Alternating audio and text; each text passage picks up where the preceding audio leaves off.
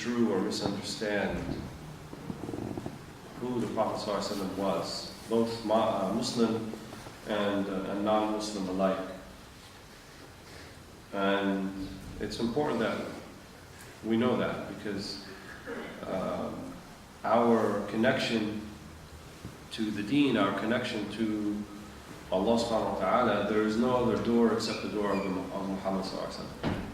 If anyone thinks there's another door that they can pass through, they're mistaken, because he is the final prophet, he's the seal of prophets, and as such, he is the final door by which we can find felicity, happiness, both in this life and in the next. And we have a tendency, I think, in the latter period, where we have made Islam our prophet and not our prophet of Islam. And what I mean by that is we tend to speak about Islam as this sort of force that can't be easily defined. It's somewhat abstract, and sometimes we even personify Islam. If Islam says this, if Islam yaqul kada, what does Islam have to say about this?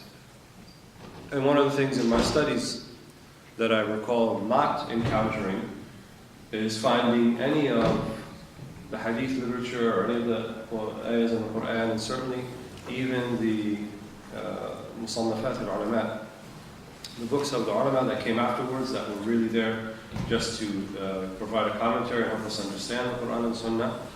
None of them spoke like that. None of them said Islam says this or Islam says that. In fact, if they had to make conjecture about something particular in the deen, they would say, you know, we think kada kada, wallahu a'lam. Wallahu a'lam. That was the three words that they always used. Wallahu a'lam. And Allah knows best. So not making any particular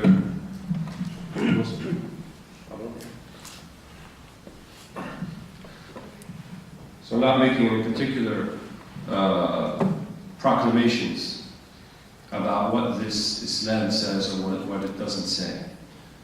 That's one thing. The second thing is we also tend to personify and think that we can sort of have this scriptural independence. And what I mean by that is it's been kind of hit us over the head almost like a hammer continuously for many of us. Quran and Sunnah, Quran and Sunnah, Quran and Sunnah, Quran and Sunnah. As if they're two abstract things that are not connected to actual human beings and the understanding of human beings and the hearts of human beings. And they are.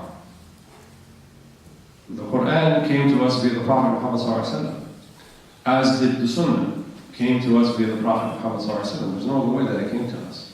And in fact, they both came in the same manner, so to speak, what we call riwayah. And riwayah means that the Prophet ﷺ communicated to it, rawahu, right? He narrated to someone, who then narrated to someone else, and so forth. So the difference in terms of how the Quran and Sunnah reached us, or why we make the differentiation between them, is one of designation. The Prophet ﷺ clearly said, this is Quran, this is not, number one. And number two, in terms of intensity. So the turuq, or the change of narration, of the sheer number of people that narrate the Quran, in terms of how certain we are that it's from the Prophet ﷺ, is at the highest level, what we call it tawatur. Tawatur means that so many different people narrated that we have absolute certainty that it came from the Prophet ﷺ, in turn came from Allah subhanahu wa ta'ala. And so that's why you don't see like a science of criticism of certain verses of the ayah. We don't say, هذه الآية صحيحة ولا هي حسنة ولا هي ضعيفة. Right? We don't have that categorization when we talk about the Quran and the ayahs of the Quran. But we do have this about the hadith. and the hadith represents the sunnah. Why do we have that? Because not all of the hadith came that way. Some of the hadith came in the same way as the Quran, in terms of the sheer number of people who narrated. And if that's the case, then it actually does carry the same weight of the Quran in terms of its thubut. Thubut means in terms of how certain we are that the Prophet ﷺ uttered these words. So we have absolute certainty, for example, that the Prophet ﷺ said,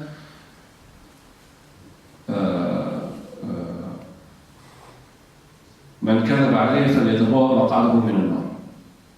Whoever misrepresents me, then let him find his seat in hellfire. هذا حديث متواتر, which means so many different people narrated that we are so certain that the Prophet ﷺ, as we are certain that he said, Bismillah ar-Rahman ar-Rahim. Alhamdulillah Rabbil Alamin ar-Rahman ar-Rahim. But most of the hadith doesn't fall into that category. But shahid, the point I'm trying to make, is that all of that also came via the Prophet Muhammad ﷺ. Now, if you think about that, we don't have a direct connection with the Prophet ﷺ, in the sense that we don't live in the same time. So then how did all of that reach us? Well, the people who were around the Prophet ﷺ. Well, what were the people like when the Prophet ﷺ first became a prophet? Were they great people? Were they people that we can say are ummah, that they are the ones to be trusted, to preserve and transmit and carry on the last teachings that Allah subhanahu wa ta'ala wanted to be sent, not just to the Arabs in the Arabian Peninsula, but the whole world? And not just the whole world, the people who were living at that time, but for all generations to come, until the end of time? What were they doing, some of them? Some of them worshipped idols. Some of them built idols from their dates, tamr, and then when they got hungry, they'd eat it. Some of them had a type of hajj and tawaf, and some of them would go around the Kaaba naked. Some of them, they would be so ashamed of having a daughter that they bury her alive.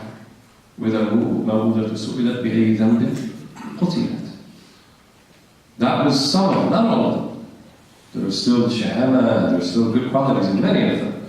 However, no one can say that the society that the Prophet ﷺ came into, they were ummah and they were ready as people who are going to carry this exam, who are going to be Rusul and Rasul. Rusul and Rasul. They're going to be the messengers of the messenger. So they weren't born like that. Nor were they like that. When the Prophet ﷺ made hijrah from Mecca to Medina, out of a total population in Mecca of about 4,000 to 5,000, the number who made hijrah was about 70 or 80 out of 4,000 or 5,000. And you do the math, you tell me what percentage that is. Obviously less than 10%, because 10% is 400 or 500. So it's like a quarter of that. So less than 2%, 2.5% of the total population, 70 or 80 people. And that's 13 years into his mission. That means only 10 years later, the Prophet ﷺ would depart this earth when he made the hijrah. But yet in those 10 years, or a complete mission of the 23 years, he transformed these people from what some of them were idol worshippers and some of them were engaged in all sorts of frivolous wars and conflicts with one another and so forth, to the degree that that Arabian Peninsula actually was never conquered really by any foreign armies before that. Never was. Was it because they were so tough and strong? No, because no one had an interest. What's there? There was no sort of, huge, vibrant civilization that they wanted to come and plunder and pillage and take advantage of, like had happened in other parts of the world that weren't too far away. Go a little bit north, you find that. Go a little bit south, even in Yemen, you find that. Go a little bit east in Persia, you find that. Go a little bit west, and in North Africa, you find that. But the River Peninsula, no one thought much about it. Certainly not the Caesars of the Byzantine Empire, and certainly not Kisra of the Persian Empire. It wasn't on the map, literally, so to speak. So then a span of 23 years, and perhaps we can even say, arguably, in a span of 10 years, when he went to Medina, sallallahu alaihi wasallam, and established that society, he transformed a generation of people who before that the world thought nothing of, and thought nothing would become of them, into Hamlat al-Risala. Those who would carry the most important message, communication that Allah has ever sent to man. Then the question becomes, how did he do that? How did he do that? How did that happen? What was the force that was there that transformed these people into something completely different, to the degree that we can't even mention their names now, except if we say, Radiallahu anhu. May Allah be pleased with them. And there's really no other generation of people as a generation we could say that about. And he transformed to such a degree that not only they transformed, but they also had the ability, like him, sallallahu alaihi wasallam, to transform others. So the generation that came after them, at-tabi'een, because what does tabi' mean? It means the ones that follow. And the ones who came before them, as-sahaba, the companions. Who were they the companions of? Sayyidina sallallahu alaihi wasallam. That's what they were the companions of. Then the tabi'een. And then the ones after that, tabi'een, the followers of the followers. And so forth. So that the power of the Risala certainly was there. The power of the Risala, the power of the message. And yes, you can say definitely the Quran, Akid. And yes, the collected practice of the Prophet Muhammad sallallahu alaihi wasallam. But people tend to marginalize and not think about the power of the Rasul sallallahu alaihi wasallam, the power of the messenger himself. And it were not for the extended power, the continuing power of Rasulullah sallallahu alaihi wasallam to change people, to transform people, all of those generations, there would be no more Islam. No shak. Definitely not. So then, what is it about the Prophet ﷺ? How is it that he transformed people? What was about him that made him who he was? Was he merely, as some would say, like a messenger, like a mailman? He had the Quran, he gave it, passed it on, and then he was finished, and then he was done? Is that how we think of him? Or do we think of him as he is the Risala? He is the Risala, he is the message in of itself. He embodies the message. And you can't understand the message without the messenger. There's no understanding the message. You can't understand Islam, you can't understand the Risala, you can't understand the Quran without understanding Al-Rasul sallallahu alaihi wasallam. لم يكن الذين كفروا من أهل الكتاب والمشركين منفكين حتى تأتيهم إيش؟ البينة. ما هي البينة؟ رسول من الله يتلو صحفا مطهرة. Allah described him as a bayinah. He is the deen, he is the evidence, he is the proof of the deen. Qadi Iyad, one of the great Andalusian ulama, he said, if the Prophet ﷺ did not leave anything behind except the Sahaba, except the companions, and that's all we knew about him, لَكَفَى, it would have sufficed, would have been enough to know that this Risala is haqq, this Risala is truth. Every single word of it, because every single fiber of being in the Prophet ﷺ is haqq, is truth. And if you don't see that, if you don't understand that, you'll never understand the Risala. You won't get it. You cannot divorce the Risala from the Rasul. So we have some misguided people running around and saying, no, Quran only, we don't need the Sunnah. How could you understand the Quran if you don't even have the Quran if it wasn't for the Prophet Muhammad ﷺ? How could you take that part away? It's like splitting the atom. It's an integrated whole, it's a single unit. How can we do that? How can we understand it? So then it behooves us to study and spend much time and actualizing and knowing the life of the Prophet Muhammad ﷺ.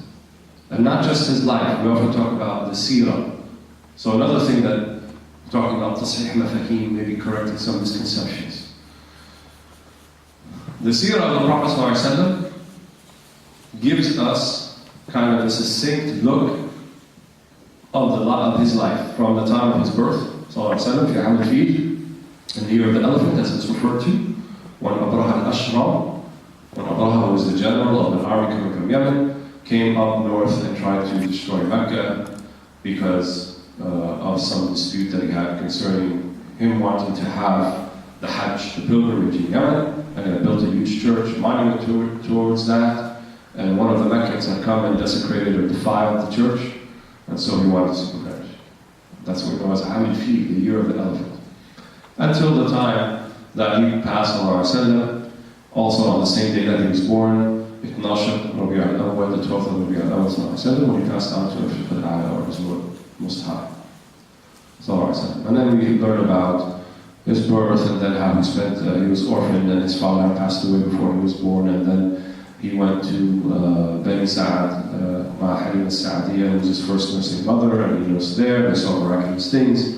He stayed there till he was 2, then he came back, then he stayed till he was 4, then he came back again, and then his mother passed when he was 6, and then he passed on to his grandfather, Abu Talib, then his grandfather passed away, then he went on to Abu Talib, his uncle, and he made trips with his uncle Abu Talib to Sham, and where they saw Hayy al-Rahib, and he said, keep this young boy back, because if the Ahl al-Kitab see him, they will kill him, because he has the signs of Nubuwwah. Then he goes back to Mecca, and then the seerah kind of picks up when he becomes 35 years of age, and he enters into Kaaba, when they're disputing after the Kaaba was rebuilt after a flood or a fire. They want to decide who's going to put the Hajar al-Aswad, the black stone, in its place. They said the first man to enter. The first man to enter was the Prophet Muhammad ﷺ. When he was 35, before he was a prophet, he enters, and he's the one who says, make a big drape or blanket, put it in the middle, and he will put it. And then from there it picks up. Well, before that was his marriage to Khadijah when he was 25, then it picks up when he goes to Hira at 40 years of age, and the Archangel Jibreel comes and shakes him 3 times, and he tells him, Iqra, and he says, I am not a reader, until he says, Iqra, Bismi Rabbika alladhi khalaq, khalaqa al-insana min 'alaq, Iqra rabbuka al-akram, wa hakadha. And then the da'wah began in Mecca, and then we learn about the difficulties that had in Mecca, Dar al-Arqam, people coming to Islam, Sayyidina Umar, on the one day he wanted to assassinate him, then he finds his sister, he reads pages of the Quran from Surah Taha, then he goes to the Allah al-Arqam, he knocks on the door, he said, who's that? He said, Umar, oh, we can't believe it's Umar.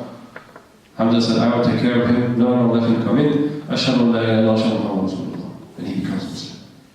Waqi, until the age and so forth. So we see kind of these points. And most of the time, when we talk about the seerah in Medina, it usually revolves around al-Ghazawat, around some of the battles that the Prophet ﷺ had with Mushrikeen. So we talk about Badr, we talk about Uhud, right? We talk about Hunayn, we talk about Tabuk, we talk about Bani al-Mustalaq, so forth. And then Fath Makkah. Sulh al-Hudaybiyah, Fath Makkah.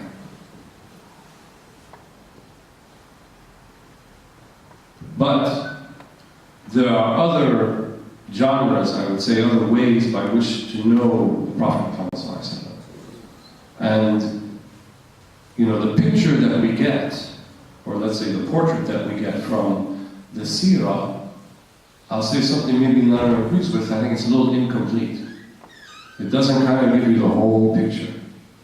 It's like if someone said to you, you know, I need to arrange a videograph of your life.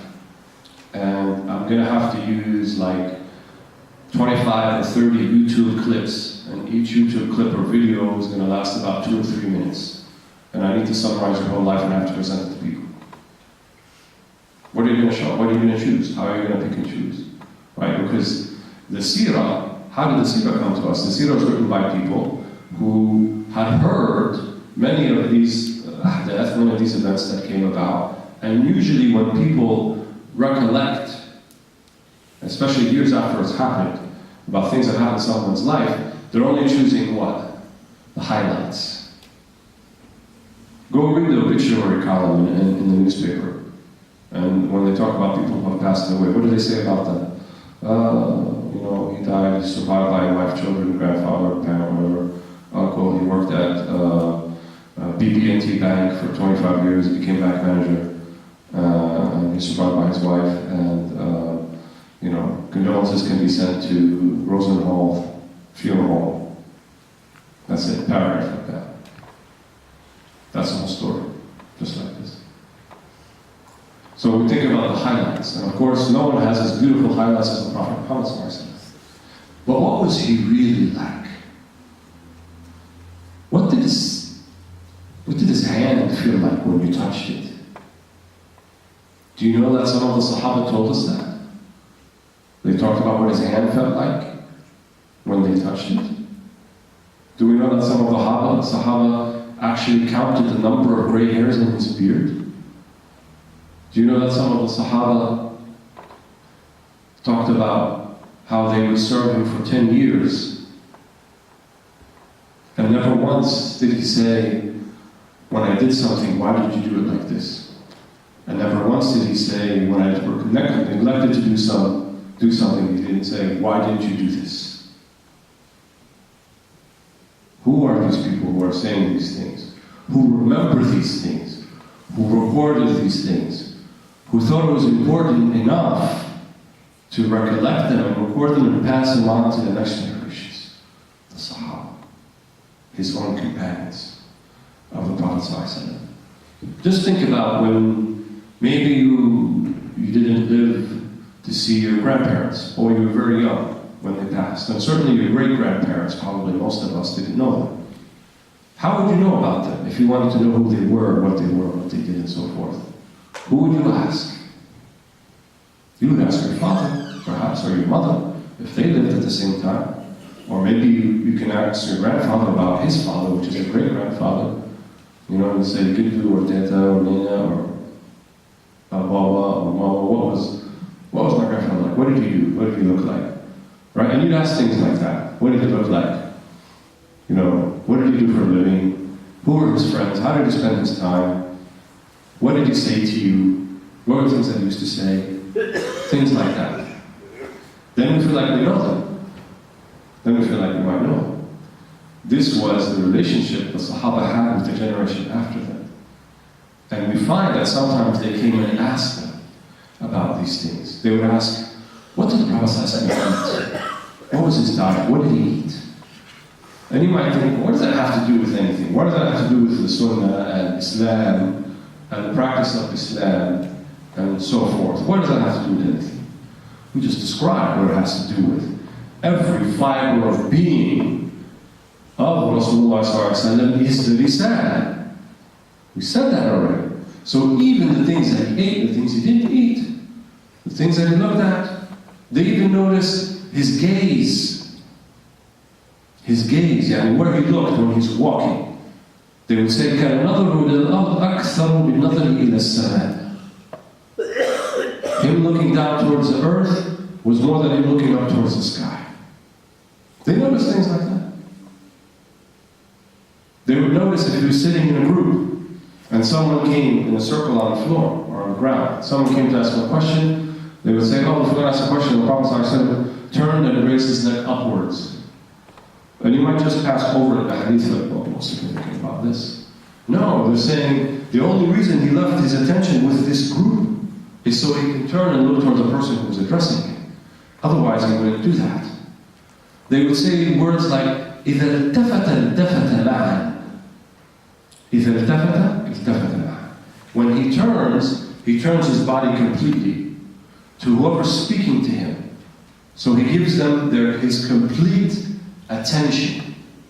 So like they're the most important person in the world. That's how they knew the Prophet ﷺ. And they felt that was important to say, and important to leave behind, and important to record from us. This genre that I'm talking about, they gave a name to it.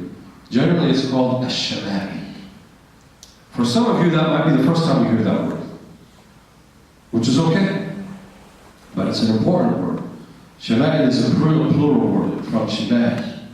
Shema'il does not mean like turn left. No. Yes, it means left. But it also means sifa, attribute, khuluq. So the Shema'il are the akhlaq of the Nabi Sallallahu Alaihi Wasallam. But this word khuluq or khalq, it's an interesting word because if you change the tashkil of the diacritical marks on the first two letters, it can have different meanings. So we have something called khalq.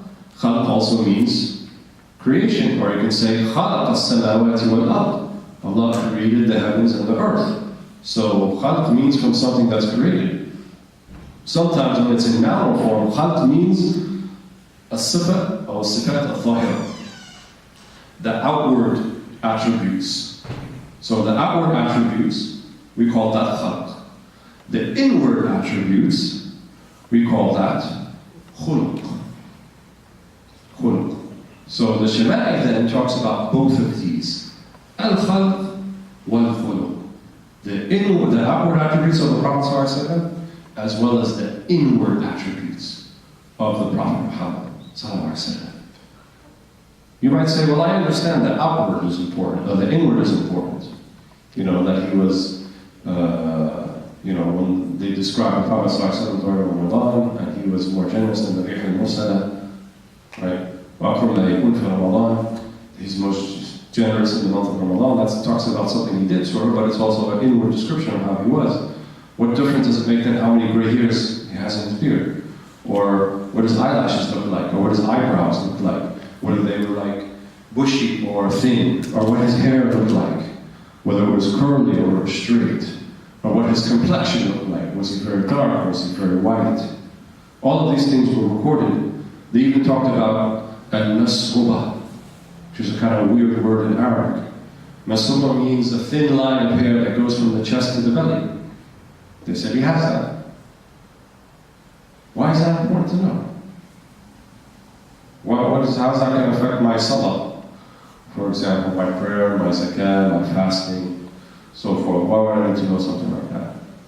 And one time actually many years ago, I was in the UK doing a similar course, and the young man asked me, he said, you guys are sitting here reading about the eyelashes of the Prophet ﷺ. What does that have to do with anything? We have people in jail, and people being tortured, and people in prison. You should be talking about this.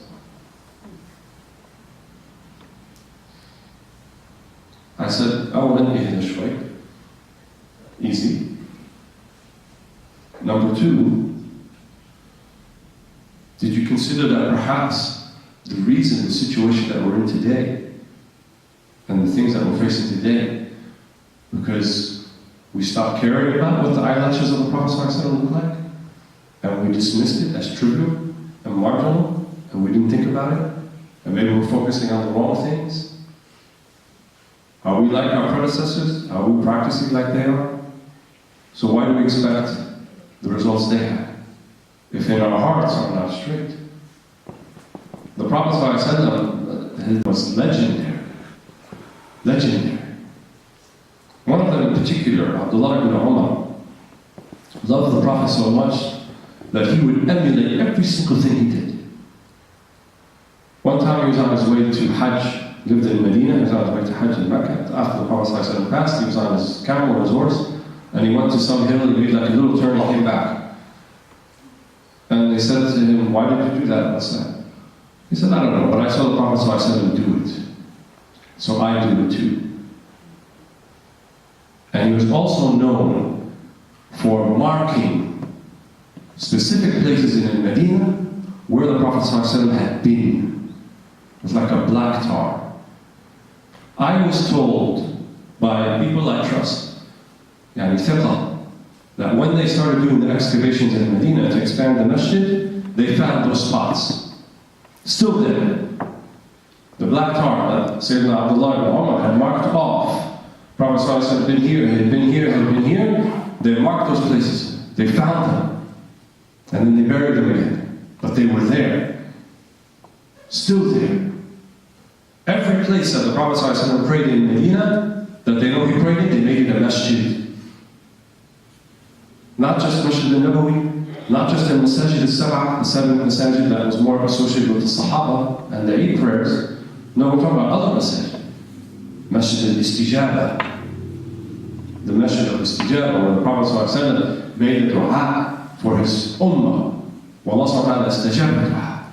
He answered it. So they made a masjid over there that still stands today. And other places too, small things that you don't even see. Masjid al-Dir'a, the masjid of the Prophet's army. What's that? I never heard of that. It's there. Why is that important? Because when he went out to Uhud, he took the mashura, he took the counsel of the Sahaba. And they said, you know, this time the army is very big. It's like 3 times bigger than the one at Badr, and they're coming. We don't have the numbers or the urdan, we don't have the horses and stuff that they have. If we meet them out in battle, we might lose. So maybe it's better we wait inside in Medina and let them come through the narrow streets and attack them there where we separate them. And it'd be easier to defend the city. This was the opinion of the older Sahaba, the ones who actually were in Badr.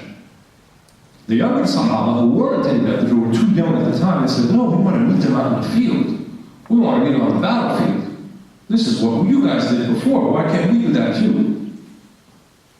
So the Prophet ﷺ took the opinion of the younger men, of the Shabab. He said, we will meet them. We will go meet them. And so he started marching towards Uhud. The young men started to feel a little bit regretful. They said, did we make the Prophet ﷺ do something he didn't want to do? So they said, Ya Rasulullah, we can do what the other Sahaba want to do. We don't have to do this. So at this place, which is now a masjid, where the Prophet ﷺ put on his armor. And armor is not like Kevlar like today. Armor is like, you know, leather, chainmail, that type of thing. He had already put on his armor. He said, once a prophet puts on his dir'ah, his armor, he doesn't take it off. We continue. And they continued even until they got there, and 1/3 of the army wanted to go back, and they still continued. But that place where he did that, where he said once a prophet puts on his armor, he doesn't take it off, it's a mission. This was the Sahaba, how they felt about the Prophet ﷺ. Where is our love for the Prophet ﷺ? Do we feel like that about him? Maybe we don't feel that quite that way because we don't know him. We want to know Islam. And I should say, I don't want to know Islam. I want to know the Prophet ﷺ. Because if I know the Prophet ﷺ, then I know this Islam. And you will know it better than anyone who claims to say they know Islam. So the Shema'il is the genre that in many ways fills the gaps that the Seerah is unable to do. Because it gives you a portrait of the Prophet ﷺ. Yes, it's comprised of hadith. Hadith that the companions are the narrators, but they describe the Prophet ﷺ. And there were imams like Imam al-Tirmidhi and others who made it into kind of a separate sort of mu'allaf, a separate sort of authorship or genre, because they saw the importance of knowing the Prophet ﷺ and the Shema'il, knowing who he was, his characteristics. So my plan, and for those of you that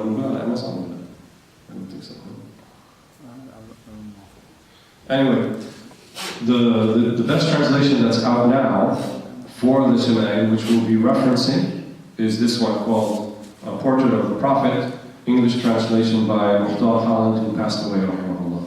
This one, and it's done by Franz Vitae. So you might get it from their website if you're interested. And I think possibly it might be on Amazon, but I'm not 100% sure about that. But it's nice because it has both the Arabic and the English in it. So obviously, there's like 400 hadith in here, I'm not going to read all of them, but we're going to go through some of them that are indicative, that we think make the point about the Prophet ﷺ. So, the first chapter here talks about al-khalq. Bab ma ja'a fi khalq Rasulillah sallallahu alaihi wasallam. What did he look like? What did the Prophet sallallahu alaihi wasallam look like? And even within the words of how they described him, you can see and feel the importance and the love that the Sahaba radiallahu anhum had for the Prophet Muhammad sallallahu alaihi wasallam.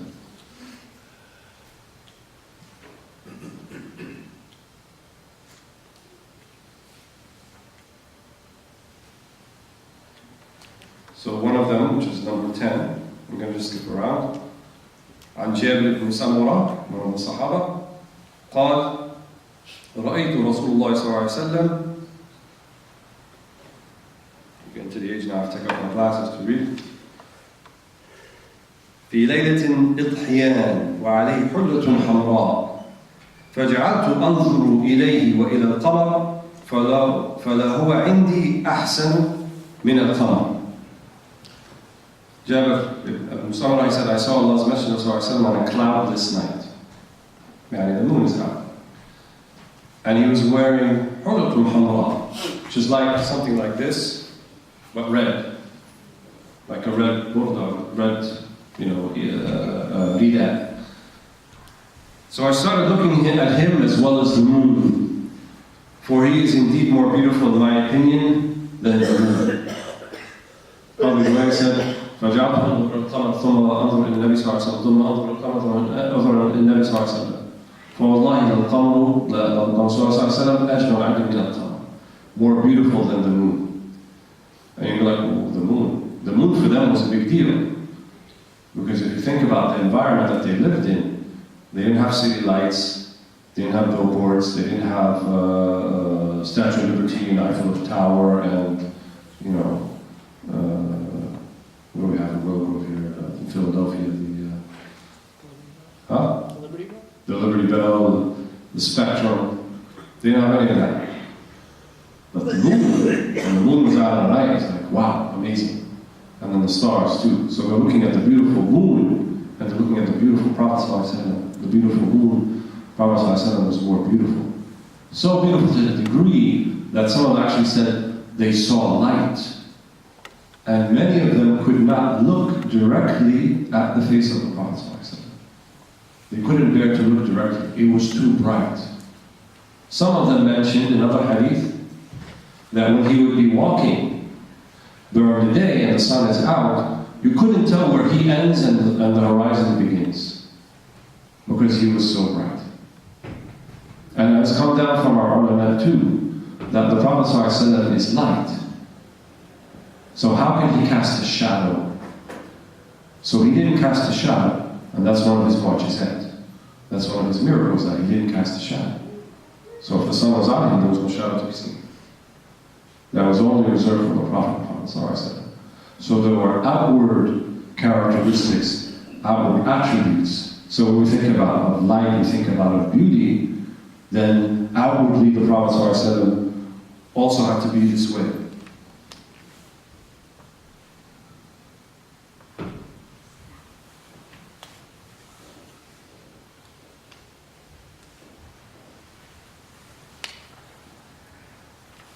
Read one other one that's descriptive in this section only. And it's very long.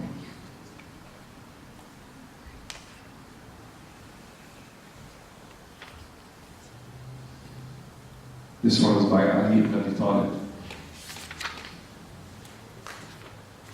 Where he said, Ali ibn Talib قال لم يكن النبي صلى الله عليه وسلم بالطويل ولا بالقصير شفن الكفين والقدمين ضخم الرأس ضخم الكراديس طويل المسروبة إذا مشى تكفأ تكفؤا كأنما ينحط من صرب لم أرى قبله ولا بعده مثله صلى الله عليه وسلم. Ali ibn Talib, cousin, son-in-law of the Prophet ﷺ, said the Prophet ﷺ was neither tall, neither very tall nor very short. Another riwayah says, كان ربعا بين القوم. ربعة بين القوم. In other words, he was of medium height. But even though he was of medium height, when there were the Sahaba who would be sitting next to him, the Prophet ﷺ would appear taller than they were, even though he was not. Also, that's from his mu'jizat. Endowed with sturdy hands and feet, stout-headed limbs, and a lengthy masruba on his chest. What is this masruba? One single line that goes down from the chest to the belly button, to the navel. When he walked, he inclined forward as if he were descending a downward slope. I have never seen the like of him, neither before nor after him. إذا مشى تكفأ تكفؤا كأنما ينحط من صلب. He described how he walked, as if he's coming down a downward slope. So there's two things we draw from here. His gait was still elegant, was still normal, but it seemed like he was moving fast. How are those two things possible? There's only one way that's possible. And the best example I can think of, fortunately or unfortunately, I travel quite a lot, so I'm familiar with airports.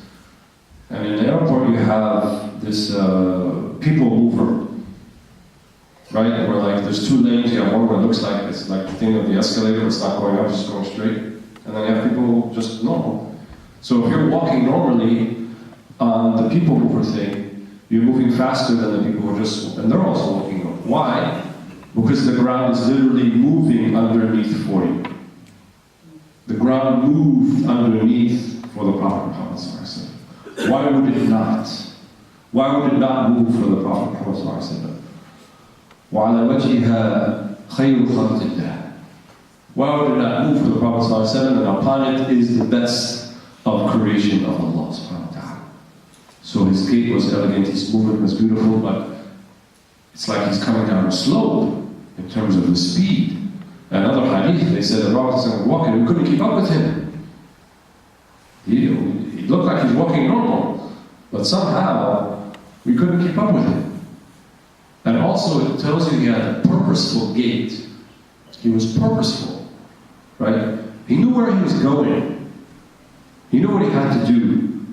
He wasn't someone who was wasting time or just kind of thinking about what they need to do and lounging around and taking things in. And it's amazing, today, when you watch people walk today, it's the most distracted walking human history has seen. Do you know why? This is why. Listen. How many times have you walked behind people or driven behind people and they're looking at this and they're not looking in front of them? Completely distracted. They're like the opposite of this hadith. It's like the ground is moving backwards towards them. Because they're completely immersed and distracted in this thing that they're looking at. And what is their purpose? Where are they going? What are they doing? Who knows? But our Prophet ﷺ, تَكَفُّؤَ تَكَفُّؤًا كَأَنَّمَا يَنْحَطُ مِنْ صَلَبٍ, as if he was coming down slow. لَمْ أَرَى مِثْلَهُ قَبْلَهُ وَلَا بَعْدَهُ. I have not seen anyone like him. That's kind of a summation of who the Prophet ﷺ was to the Sahaba. They didn't see anyone like him, neither before him nor after him. Sallallahu Alaihi Wasallam.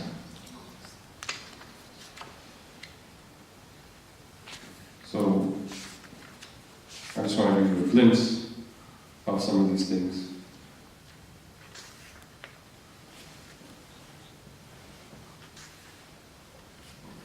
We'll finish with the hadith of Salman al-Farisi.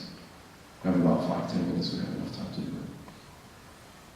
And before I read about Salman al-Farisi, there's a background to Salman al-Farisi. Radiallahu anhu. Salman al-Farisi was from Persia, as the name suggests, al-Farisi. But did we know that he was actually the prince of Persia? Not the Disney movie with Jake Gyllenhaal. No, the prince of Persia. He was a prince. He was from the princely, stately class in Persia. But he was not convinced that that was the life for him. He was always a searcher. He was searching for things. He studied with the men of scripture from his land first. And once he kind of depleted everything that they had, he said, where can I find more? Where can I study more? And he went to Jerusalem, Beit al-Maqdis. And in there, he studied with Christian and Jewish priests and monks. And when he would have one as his teacher, one would die, he'd move on to the next one, another would die, he'd move on to the next one, and so forth. So they got to the last one. And they said, what you seek, what you are looking for, is mentioned in our books. in our scripture. You need to go south to Arabia and find the land of the date palm trees. Find the land of the date palm trees. This is where you will find what you're looking for. The last and final prophet. Because we know that the scripture said that. وَرَسُولٌ يَأْتِي مِنْ بَعْدِهِ اسْمُهُ أَحْمَدٌ. Those are the words of Isa ibn Maryam, alayhi salam, in the Quran. So they all came with La ilaha illallah, and they all came with رَسُولٌ يَأْتِي مِنْ بَعْدِهِ اسْمُهُ يَا Muhammad Ahmad Mahmud. But they said that the prophet will be coming after me, the last one. So he said, okay. He probably didn't realize that the Arabian Peninsula, compared to Jerusalem and Byzantine Empire, was lawless. They didn't have passports back then. They didn't have, customs line and checking your papers and all that sort of thing, and guards. So he went and he didn't realize what he was getting into. The Sirah doesn't mention exactly, or I don't recall exactly what they said, but somehow when he made his way, he found himself captured and then sold into slavery. He was a prince and sold into slavery. Not very different than many of our African American brothers who were in West Africa, in Senegal and Gambia and Mali and these places, and they were princes and kings in their countries. And then they were enslaved, and they were scholars, and they were historians, and they were many things, and then they were brought to this land, this side of the Atlantic, and then they became slaves. So this is what happened to Salman al-Farisi.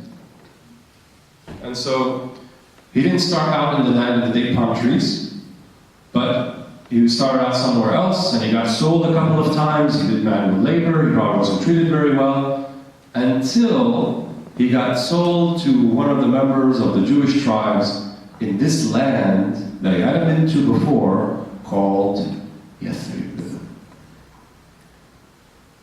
And this is where the hat takes off.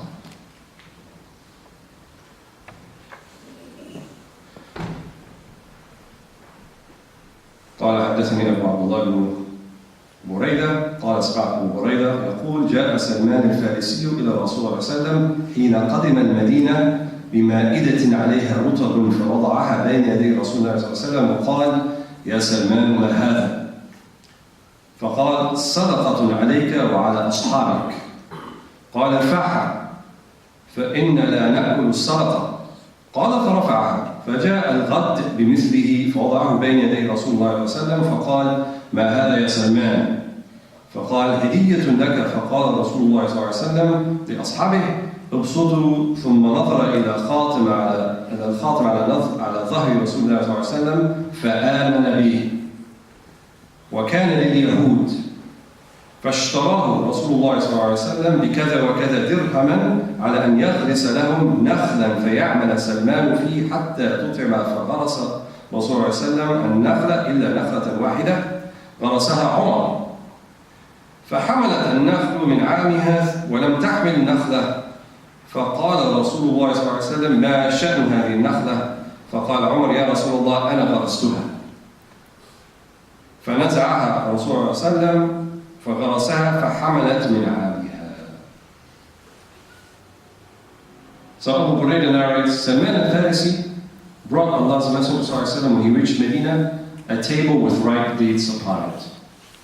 And what happened right before this is that there were three Jewish tribes in Medina that nobody else know about. Bani al-Nadir, Bani Qurayza, and Bani Qaynuqa. And the way that Medina is, even till today, is set up is much different than Mecca. Mecca, you have a Haram in the middle, and then everyone lived around it. So Mecca, the Kaaba, the Haram was the center. There was no center in Medina, and it was more about fortified settlements. So the Jewish tribes had their own fortified settlements, which nowadays, today, is some distance from where the Masjid of the Prophet is. And Salman worked in one of these. He was a slave to one of these Jewish tribesmen, and he worked on the date palm trees. If you see how large they get quite tall. There's a way to climb them with a rope and belt and get all the way up. And it's said that Salman al-Farisi he was up there. He was getting the dates. And he heard the Jewish tribesman with one of his friends talking about this man who's claiming to be a prophet, Muhammad sallallahu alaihi wasallam. And they started talking about, do you know about him? What do you think about him? I heard that he's, we know in our books there's supposed to be a prophet, but he's not from Bani Israel, he's from the Arabs. What do you think? And he heard this conversation. He became so bewildered and enamored with what they said, he fell out of the tree. He fell on the ground, on the tree. And he said, I have to meet this person. So he managed to get away. And he took some of the dates. He didn't steal them, but even as a slave, he was allowed to have his qist, his hissa or lot from the dates. So he brought some. And so here it picks off when he said, and he goes to the Prophet ﷺ, brings this pile of dates, and then the Prophet ﷺ says to him, Ya Salman, what is this? What do you mean by this? He said, Sadaqah, a charitable gift for you and your companions. The Prophet ﷺ, Irfah, we can't eat it. We don't eat from Sadaqah. Why did Salman tell him that? If he wanted him to eat from it. Well, that wasn't his intention. What was his intention? His intention was to see, does this man I see before me fulfill the signs I know that I studied back in Jerusalem years ago with the monks, where they said one of the signs would be the prophet of Akhir Zaman, the prophet of the last days, does not eat from charity, does not accept charity for himself. وَهَذِي عَلَامَةٌ. That's one of the signs. So he wanted to test it. So he said, oh, he passed it. In other words, he has one of these signs. So then he comes the next day with the same thing. He puts it in front of Allah's Messenger. Allah's Messenger said the same thing. What is this? He said, man. He said, this is a gift. Then he put it in front of his companions and himself, and they ate from it. Why? Because he accepts it. He accepts the gift for himself, but not the sadaqah. Now Salman was enamored, because the two things he was thinking about happened, but there was one more thing left. The third thing. Then Salman looked at the seal, Khatim al-Nubuwwah, that was on the back of the Prophet ﷺ towards the left shoulder. It's about this big. Like a raised piece of flesh, a little brownish pink. He knew that was a sign. He had read in the books, this is a sign, or was told by the monks, this is the sign of the last prophet. And so the Prophet ﷺ noticed Salman is trying to look, because it's covered. He's trying to see. So the Prophet ﷺ said, is this what you want? He didn't say, is this what you see? But he lowered his izar, his ridad, and he saw Khatim al-Nubuwwah. فَآمَنَ بِهِ. That's what it says. فَآمَنَ بِهِ. Then he said, أَشْهَدُ أَنْ لَا إِلَهَ إِلَّا اللَّهُ وَأَشْهَدُ أَنَّكَ رَسُولُ اللَّهِ. آمَنَ بِهِ. One problem left. He's still a slave. What did he do about this? The Prophet ﷺ bought his freedom. But the Jewish tribesman was a little greedy. And he knew that he can request quite a bit for this particular slave. So not only did he request a huge amount of gold, which the Prophet ﷺ produced, he also said, well, he has to do one final job for me. He has to plant these 300, I think, or so trees, fasila, these date palm trees, and plant it, and watch it, and let it grow until it bears fruit. Do you know how long that takes usually? Huh? 5 years. Years. 4 or 5 years, you're right. Years. Prophet ﷺ said, okay. He said, yes, man. I want you to dig the holes for all of the trees, but don't plant anything. Don't plant anything. I will plant everything. And so the Prophet ﷺ planted every single one of them. And within the same season, they grew and they bore fruit. All of them. Except one. The Prophet ﷺ, as he said, مَا بَلَ هَذِهِ النَّخْلَةِ. What's the story with this one who looks like it's not working? And he's asking the Sahaba, who planted it? Umar said, Ya Rasulullah, I planted it. فَنَزَعَهَا. So he took it out, and then he planted it again. And it came more fruit that same year. Some of them said within days. They don't produce except once in the year, August, September, that's it. The rest of the year, they're barren, you don't see anything. Maybe it starts to show maybe in June, July, May. The rest of the year, you don't see anything. But within days of him planting that, it came up. And then that day, Sayyidina Salman al-Farisi won his freedom by the blessed hand of the Prophet Muhammad sallallahu alaihi wasallam. So, sorry, one more time a little bit. It's 8:07. I thought we should pray Isha, so we're going to stop here. Inshallah, if people are interested after the prayer, because we don't want to delay the prayer, we can come back and ask questions. If not, then we can say our salams until next time. Alhamdulillah Rabbil Alamin. Bismillah ar-Rahman ar-Rahim. Wa sallallahu alayhi wa sallam wa afaf wa billah. Mustunna bisabbih al-jamil. Mustunna bisabbih al-jamil. ربنا آتنا في الدنيا حسنة وفي الآخرة حسنة وقنا عذاب النار. ربنا لا تزغ قلوبنا بعد إذ هديتنا وهب لنا من لدنك رحمة إنك أنت الوهاب. ربنا هب لنا من لدنك رحمة وهيئ لنا من أمرنا رشدا. وما يا الله يا الله يا الله بجاه أسماء الله وصفات الله وأنبياء الله ورسول الله والصالحين من عباد الله. اللهم اقض حوائجنا ظاهرا وباطنا وأرنا الحق حقا وارزقنا اتباعه وأرنا الباطل وارزقنا اجتنابه وارزقنا حسن الخاتمة وارزقنا حسن الخاتمة نصر ووافة وطريق بشر المؤمنين وأنا على ذكرك وشكرك وحسن عبادتك وأسألك العفو والعافية والمعافاة الدائمة في الدين والدنيا والآخرة. لك الحمد إذا رضيت ولك الحمد حتى ترضى لك الحمد بعد الرضا لك الحمد كالذي نقول لك الحمد كالذي تكون لك الحمد خير مما نقول ولك الحمد على كل حال. يا عالم السر منا لا تهتك الستر عنا وعافنا وعاف عنا كلنا حيث كنا ما يقظ قلوبنا لك ونبهنا من الغفلة عنك وما يقظ قلوبنا لك ونبهنا من الغفلة عنك وما جعل آخر كلامنا لا إله إلا الله محمد رسول الله صلى الله عليه وسلم. إن الله وملائكته يصلون على النبي يا أيها الذين آمنوا صلوا عليه وسلموا تسليما. اللهم صل وسلم وبارك على سيدنا محمد عدد كمال الله وكما يليق بكماله. سبحان ربك رب العزة عما يصفون وسلام على المرسلين والحمد لله رب العالمين. الفاتحة.